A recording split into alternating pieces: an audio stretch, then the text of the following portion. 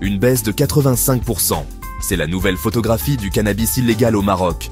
En 2003, on comptait 134 000 hectares cultivés clandestinement. En 2025, il n'en reste qu'un peu plus de 26 600. Le ministère de l'Intérieur parle d'une transformation profonde, liée à la loi 1321.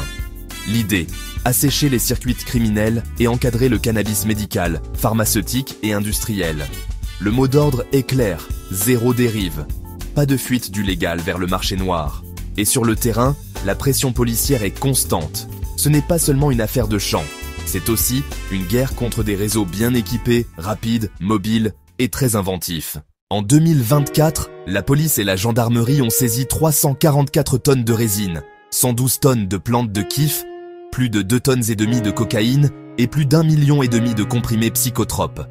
Et l'année 2025 suit déjà un rythme encore plus fort. Jusqu'à fin août, 385 tonnes de résine, 61 tonnes de plantes, près de 800 kilos de coke, plus d'1 200 000 pilules. Derrière ces volumes se cache une logistique sophistiquée. Camions, 4x4, jet ski, bateaux rapides. Les saisies ne sont plus seulement de la drogue. Ce sont aussi des moyens de transport, des téléphones chiffrés et des réseaux entiers démantelés. Le ministère insiste sur un point, l'arrivée massive de comprimés psychotropes. Ces pilules sont liées à plus de violence, plus d'addiction, plus de familles brisées. Pour y faire face, les autorités misent sur les frontières, la technologie et la formation continue, car le marché invente très vite. De nouvelles molécules circulent avant même d'être classées comme drogue. La stratégie marocaine ne se limite plus au bâton. Les campagnes de sensibilisation se multiplient, surtout autour des écoles. Des centres d'accompagnement médical et social sont mobilisés. Le rapport rappelle que les consommateurs sont aussi des patients. Les punir ne suffit pas. Les accompagner change les trajectoires.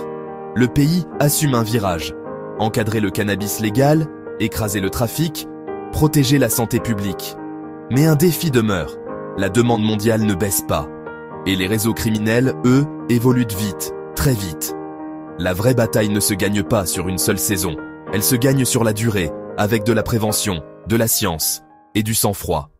Si ce genre d'histoire t'intrigue, abonne-toi, d'autres arrivent très vite.